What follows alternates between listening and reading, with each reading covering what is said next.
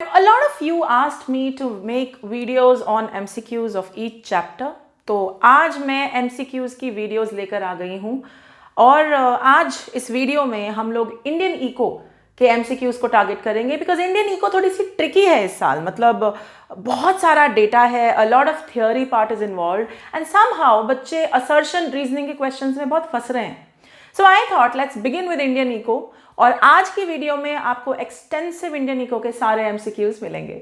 Welcome everyone, you guys are watching Eco World Digital Classes and right now I am going to hit Indian eco MCQ series with a bang. Let's begin. So देखो, सबसे पहली बात जो मुझे कहनी है, Indian eco में है first 5 chapters which is before independence का सीन. 5 चैप्टर्स कह लो या NCERT में अगर हम देखें तो पहले 1-2 चैप्टर्स जो हैं वो कॉम्बिनेशन है प्री इंडिपेंडेंट इंडिया की. और जब हम इंडिपेंडेंट हुए उसके बाद से लेकर ग्रीन रेवोल्यूशन का सीन के बाद 1991 के reforms which is your liberalisation, privatisation, globalisation का चैप्टर से जो आगे चैप्टर्स हैं, the ones which are current challenges of the economy, वो हमारे सबसे major chunk of Indian eco का पार्ट है. So what I am going to do first is कि मैं इनको मेजर चंक बुलाती हूँ. मेजर मार्क्स आपके यहाँ है LPG वाला चैप्टर, ह्यूमन कैपिटल फॉर्मेशन का chapter, your rural development chapter and your poverty chapter. So what we are going to do is हम पहले इनके MCQs हिट करेंगे and then we will keep on moving forward to the next one. Okay, मेरे साथ अंत तक इस video में बने रहिएगा because this is going to be a little long, क्योंकि हम बहुत सारे क्वेश्चंस करने वाले हैं, हम डिस्कस भी करेंगे and I try to give you a synopsis. हर चैप्टर से पहले हम मस्ट नो पॉइंट्स डिस्कस करेंगे, एक सिनॉप्सिस डिस्कस करेंगे ताकि आपको क्विक रिविजन भी मिल सके. Alright, let's get started. तो LPG का चैप्टर, लिबरलाइजेशन, प्राइवेटाइजेशन, ग्लोबलाइजेशन या जिसे न्यू इकोनॉमिक पॉलिसी भी कहते हैं, is a very important chapter. और इसमें टॉप पॉइंट्स आपके दिमाग में क्या होने चाहिए. पहली बात, LPG न्यू इकोनॉमिक पॉलिसी 1991 में आई तो ऐसे क्या हालात थे, what was the need for 1991 policy. Remember fiscal deficit का बहुत ज्यादा होना, रिमेंबर गल्फ क्राइसिस का होना, रिमेंबर इंडिया के इन्फ्लेशन में का बुरा हाल होना एंड रिमेंबर कि हमारे पास अपने 10 दिन का इंपोर्ट देने के भी पैसे नहीं थे. Please remember it. सारी डिटेल, सारे डिस्क्रिप्शंस, सारे लिंक्स डिस्क्रिप्शन बॉक्स में है. डिटेल चाहिए तो इन वीडियोस को आप देख सकते हैं, बट फिलहाल quick revision. What you have to remember is कि IMF एंड वर्ल्ड बैंक से इंडिया ने $7 बिलियन का लोन लिया था which was a tied loan. And a tied loan means it was a loan which was dependent on conditionalities. मतलब इन्होंने IMF ने और वर्ल्ड बैंक ने कुछ कंडीशंस रखी थी कि यार अगर तुम ये फॉलो करोगे ना तो ही हम लोन देंगे. तो इसीलिए लेट 1980s में, please remember this, okay, late 1980s मतलब 88-89 में ये हालात आगे आ चुके थे. इसीलिए लोन की उम्मीद जताई गई थी, बट उसके बदले IMF and World bank said very clearly कि ये टाइड लोन होगा, आप रिफॉर्म्स करेंगे तो हम आपको पैसे देंगे. ठीक है, तो उसके चलते 1991 के रिफॉर्म्स आए. ठीक है, तो पहली बात, कितना लोन मिला, कैसे मिला, क्यों मिला और किसने दिया. Second thing to remember in this chapter, very important, economic reforms थे क्या. तो इकोनॉमिक रिफॉर्म्स को हमने 3 मेजर हिस्सों में डिवाइड किया है. Liberalisation, read delicensing. जब भी आप लिबरलाइजेशन के बारे में समझेंगे आप अपने दिमाग में डी लाइसेंसिंग बिठा के रखेंगे. प्राइवेटाइजेशन यानी प्राइवेट सेक्टर को मौका देना, उनको इन्वॉल्वमेंट देना, क्योंकि अभी तक जैसा कि आप पढ़ चुके होंगे सारा कुछ पब्लिक सेक्टर के हाथ में था. सब कुछ public sector, major industries were with public sector. And finally globalisation यानी वर्ल्ड इकोनॉमी को इंटीग्रेट करना. सिंपल शब्दों में कहूं कि आज की दुनिया में इंडिया में KFC, पिज्जा हट and what ever, Gucci and Adidas and you get every brand in this country जो हमारे ब्रांड्स नहीं है. और ये क्यों है? Thanks to globalisation. ओके, अब जब इन टॉपिक्स को कर रहे होंगे तो दिमाग में क्लियर रखेंगे, लिबरलाइजेशन के अंदर 4 हेडिंग्स हैं. लिबरलाइजेशन की रिफॉर्म में 4 सब रिफॉर्म्स हुए थे. फाइनेंशियल रिफॉर्म्स यानी RBI का रोल बदलना from a spectator to a regulator. वो पहले सिर्फ डंडाबाजी के लिए थे, डंडा मारते थे कि ये नहीं किया, ये नहीं किया, लेकिन बाद में वो रेगुलेटर बन गए. रेगुलेटर क्या होता है, पहले वो रेगुलेटर थे, फिर वो फैसिलिटेटर बन गए. रेगुलेटर का काम है सिर्फ देखना कि काम ठीक से हो रहा है कि नहीं। फैसिलिटेटर का काम है देखना कि काम ठीक से हो रहा है कि नहीं, और उसके साथ साथ जो उसमें हेल्प चाहिए वो भी देना। तो आरबीआई का रोल दिमाग में रखेंगे इन फाइनेंशियल रिफॉर्म्स। नेक्स्ट है लिबरलाइजेशन में नेक्स्ट रिफॉर्म हुआ फिस्कल रिफॉर्म। फिस्कल रिफॉर्म में दिमाग में रखेंगे tax and subsidies. Fiscal anyways is related to tax and subsidies. तो मोटे मोटे तौर पे टैक्सेस के रिजीम को इजी किया गया, टैक्सेस को कम किया गया ताकि ज्यादा से ज्यादा लोग टैक्स दें और टैक्स इवेड ना करें। इवेजन मतलब चोरी ना करें टैक्स की। तो फाइनेंशियल रिफॉर्म में क्या याद रखोगे? Role of RBI. Fiscal reform में क्या याद रखोगे? टैक्सेशन। इंडस्ट्रियल रिफॉर्म में डीलाइसेंसिंग, लिबरलाइजेशन, आसान कर दिया, प्राइवेट सेक्टर को दे दी चीजें। लाइसेंसेस हर चीज में पहले बोलते थे यार एक नया कमरा भी खोलना है ना तो लाइसेंस लो, वो सब हटा दिया। और चौथा फॉरेन ट्रेड। फॉरेन ट्रेड में दो लेवल पे चेंज था। पहला चेंज, फॉरेन एक्सचेंज रेट को डीवैल्यू किया गया, प्लीज अंडरस्टैंड दिस, ओके। और second policy, foreign trade policy long term बना दी गई। ये दो चेंजेस थे। तो मोटे मोटे तौर पे इकोनॉमिक रिफॉर्म्स का पहला पार्ट वाज लिबरलाइजेशन, सब पार्ट्स वर 4। फिर फाइनेंशियल में आरबीआई का रोल, फिस्कल में टैक्स, इंडस्ट्रियल में delicensing and foreign trade में devaluation of foreign currency and long term trade policy. Obviously guys this is synopsis, मैं बहुत क्विक पॉइंट्स गिना रही हूं, इनकी डिटेल्स चाहिए तो मेरी वीडियोस को क्लियरली फॉलो कीजिए, ओके। मूविंग ऑन, प्राइवेटाइजेशन में तो जब तुम ये चारों कर लोगे, इसके सब पार्ट्स कर लोगे, तुम्हारा पहला हिस्सा डन है। Second part is privatisation. Definition क्या है, प्राइवेटाइजेशन कैसे होती है? डेफिनेशन में गवर्नमेंट जब अपना हिस्सा बेच देता है प्राइवेट सेक्टर को, उसको हम प्राइवेटाइजेशन कहते हैं। कैसे कैसे होती है? शेयर्स के थ्रू, एसेट्स बेचने के थ्रू, वो याद रखेंगे। और प्राइवेटाइजेशन के फायदे नुकसान you will keep in mind, and a point that you will keep in mind over here is Sircilla tragedy. Sircilla को दिमाग में रखेंगे। So now revision tip 2, privatisation, the definition, कैसे प्राइवेटाइजेशन होती है, the gains and the losses. For each of these there is a video out there guys, keep on going back to them. And what was Sircilla tragedy all about, and इसको privatisation से हमने कैसे link कर रखा है, ये privatisation के point में आप डिस्कस करेंगे। Moving on, globalisation, integration of world economy. सारी दुनिया के सारे ब्रांड्स हर जगह हैं, and I know a lot of kids think कि इंडियन कंपनीज बाहर नहीं है, बट वो बेवकूफ़ी है। I am going to be putting across MCQs to you, जहां मैं ये पूछूंगी कि इंडियन कंपनीज ये वाली कहां कहां पर है, कितने देशों में है। So you should need to remember. Globalisation थोड़ा ट्रिकी है, इसके मेथड्स पे ध्यान देंगे। इक्विटी लिमिट्स कैसे बढ़ाई गई, FDI को कैसे एनकरेज किया गया, और आप इसमें बहुत खास फोकस करेंगे आउटसोर्सिंग के रोल पर। आउटसोर्सिंग क्या होता है, इंडिया इतनी फेवर्ड डेस्टिनेशन क्यों है आउटसोर्सिंग की, and last but not the least, WTO क्या है, WTO का रोल क्या है, इसका इम्पैक्ट क्या है, और इंडिया के लिए मतलब डेवलपिंग नेशंस में WTO का क्या फेयर अनफेयर सीन रहा है, वो आप डिस्कस करेंगे। तो ग्लोबलाइजेशन डिस्कस करते हुए ग्लोबलाइजेशन की डेफिनेशन, इसके methods with data, okay. Outsourcing क्या है, इंडिया फेवर्ड डेस्टिनेशन क्यों है, एंड WTO क्या है, इसका रोल क्या है, और इंडिया जैसी डेवलपिंग नेशंस में how is it like, has it been unfair, ये आप डिस्कस करेंगे। NCERT की बुक में एक डब्बा बना हुआ है WTO का, माई वेरी स्ट्रॉन्ग सजेशन, पूरा उसको पढ़ेंगे and you will keep a track of it. For everything I am repeating there is a video. देखिए there is a I button, मेरे अगल बगल आई बटन चल रहा होगा, don't forget to press it, because exact links आपको create मिल जाएंगे यहाँ पर, जिससे आप इन वीडियोस को आसानी से देख सकते हैं। Alright, good enough, good. So that's our revision of chapter LPG।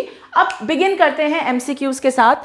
Quickly हम लोग MCQs का काम शुरू करते हैं और देखते हैं कि आपको कैसे हेल्प मिलेगी। मेरा पहला क्वेश्चन बोर्ड पे है, the main difference between devaluation and depreciation of currency is A, involvement of government in the former, former मतलब पहला वाला, देखो फॉर्मर और लैटर, फॉर्मर का मतलब पहला वाले में गवर्नमेंट की इन्वॉल्वमेंट है, और लैटर मतलब दूसरे वाले में।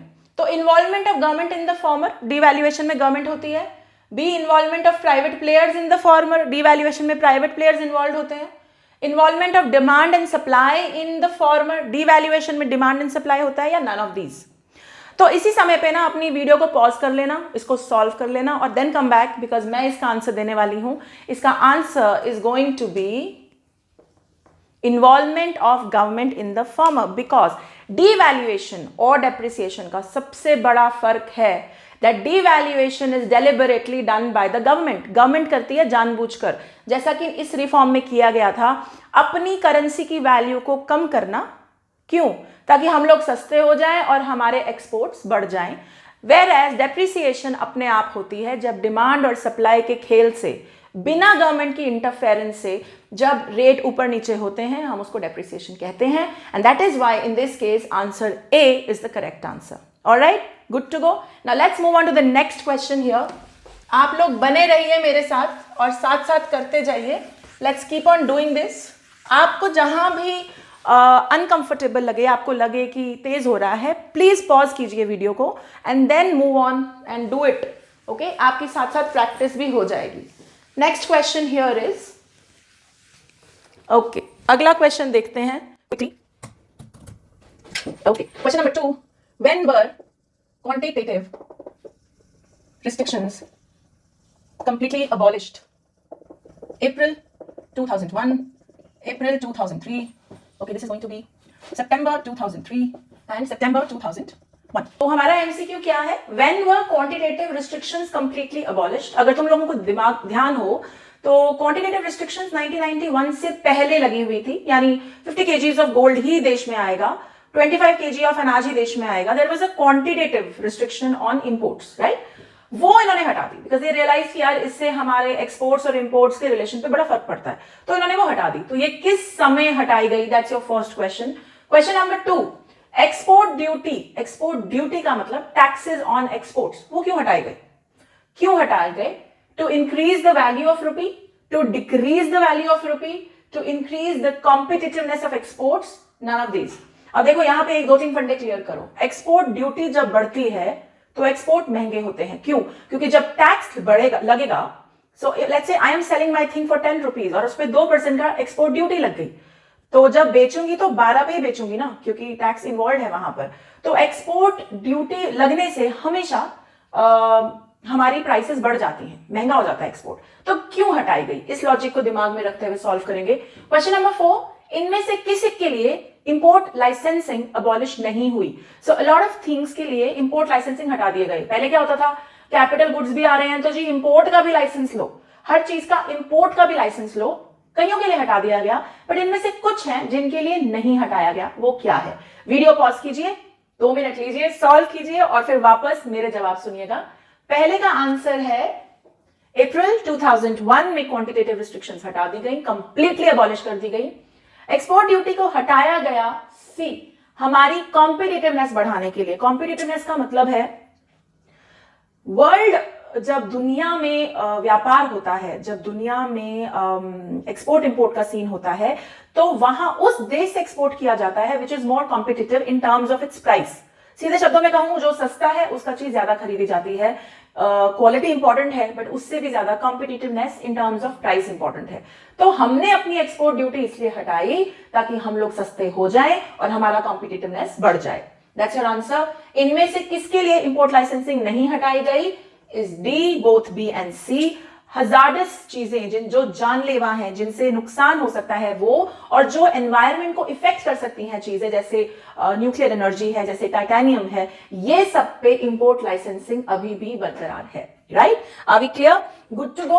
अब आगे चलते हैं. Let's move to the next set of questions here. LPG का ही चैप्टर चल रहा है, थोड़े से और एमसीक्यूज हैं यहां पर. Then we move on to the next chapter here. फिर अगले चैप्टर चलेंगे. ओके, अगला क्वेश्चन है question number 5. Government enterprises can be privatised by A, okay, withdrawing government ownership, B, outsourcing, C, outright sale of public sector unit, and उसके बाद है D, both A and C. Question number 6 here, please अपना पता मैं लिख रही हूँ. Keep on please doing this. Okay. ONGC विदेश is present in 20 countries, 30 countries, 16 and D 32. Question number 7, please मैं लिख रही हूँ साथ साथ, आप लोग please keep doing it. Dumping is A, dumping of garbage. B, bulk sale of goods by nations to developed nations.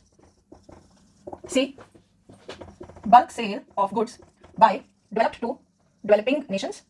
And D is none of these. Okay guys, quick here. You know what you're supposed to do. अपनी video को रोक सकते हैं, इन्हें solve कर सकते हैं, keep on coming back. Question number 5, government enterprises privatise कैसे हो सकती हैं? जब भी कोई सरकारी कंपनी, पब्लिक सेक्टर यूनिट को प्राइवेटाइज होना होता है तो उसके क्या क्या तरीके हैं? 2 तरीके हैं, वेरी इंपॉर्टेंट, 2 मेथड्स. या दिस इज बोथ, इसका आंसर है both A and C.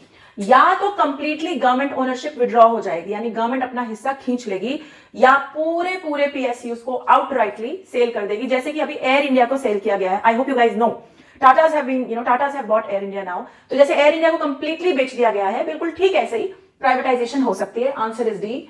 ONGC विदेश is a segment of ONGC, oil and natural gas corporation. ये कितनी कंट्रीज में प्रेजेंट है? The answer here is 16. ये डब्बा है एनसीईआरटी में, वहां पर आपको मिलेगा. डंपिंग क्या होता है? तो डंपिंग का इंग्लिश का मतलब है फेंकना, कूड़ा कबाड़ फेंकना. तो क्या यहां भी वही मतलब है? नहीं, यहां पे आंसर है सी.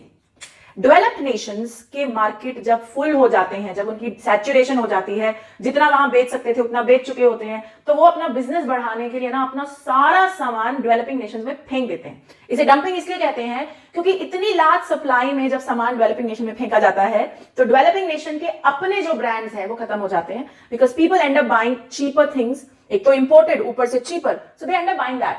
तो ये डंपिंग है, bulk sale of goods by developed nations into developing nations. That's your C answer. All good, great. 3 और हैं एलपीजी चैप्टर के, बने रहिए, करते रहिए मेरे साथ. Okay, all right. ओके जी, नेक्स्ट क्वेश्चन शुरू करते हैं. And this is question number 8. WTO permits dash but not dash. WTO का there is a box in NCERT. I know a lot of people don't do WTO in detail, but मेरे हिसाब से NCERT में जो भी given है वो आपका ग्रंथ है, तो आपको हर चीज पता होनी चाहिए. और ध्यान रखना, असर्शन रीजनिंग के क्वेश्चंस में तो यही लाइनें जो है ना, इन बिटवीन द चैप्टर, वहां से असर्शन रीजनिंग के क्वेश्चंस आ रहे हैं, so keep a track of it. तो WTO इनमें से कुछ परमिट करता है और कुछ नहीं परमिट करता. वो क्या है? The answer here is it permits A, capital mobility but not labour mobility. मतलब पैसे का लेन देन, मूवमेंट तो बहुत आसान है बिटवीन कंट्रीज, बट लोगों का मूव करना to different countries is not that easy because there are restrictions to it. So A is the answer there. ये थोड़ा डेवलपिंग नेशंस के साथ अनफेयर है. क्यों है ये देखने के लिए WTO की इंपैक्ट वाली वीडियो जरूर देखना. Okay, question number 9. इनमें से कौन सा is an example of FII, foreign institutional investors? दूसरे शब्दों में कहूं तो जब बाहर के लोग हमारे यहाँ के शेयर्स खरीदते हैं, हमारी कंपनीज का पैसा, कंपनीज में पैसा लगाते हैं, उसको बोलते हैं फॉरेन इंस्टीट्यूशनल इन्वेस्टर्स. तो इनमें से कौन सी ऑप्शन इसका आंसर होनी चाहिए? Coke investing in Tatas, Apple setting up a facility here in India, both A and B, D none of these. The answer is A, Coke investing in Tatas, क्योंकि Coke shares खरीद रही है Tatas के. Coke foreign brand है, टाटास के shares खरीद रहा है, यहां आकर अपना बोरिया बिस्तरा बांधकर यहां आके फैसिलिटी नहीं बना रहा. It is an example of foreign institutional investors. अगले क्वेश्चन पे जाते हैं. Which of these is an example of FDI, foreign direct investment? का क्या मतलब है? यहां आके अपनी जगह लेके यहां तुमने अपनी फैक्ट्री खड़ी कर दी, यहीं से मैन्युफैक्चरिंग कर रहे हो, that is foreign direct investment. और इसका आंसर शुड बी बी, क्योंकि Apple setting up a facility here, Apple setting up a factory here is a clear example of FDI. Okay, I hope तुम्हें ये clear है, एकदम totally तुम clear हो इन 10 के 10 के साथ. ठीक है, अब आगे मैं करवाऊंगी. The next thing that I am going to hit is, हमारे टॉप 10 इसके हो गए एलपीजी वाले चैप्टर के. अब चलते हैं अगले चैप्टर पे.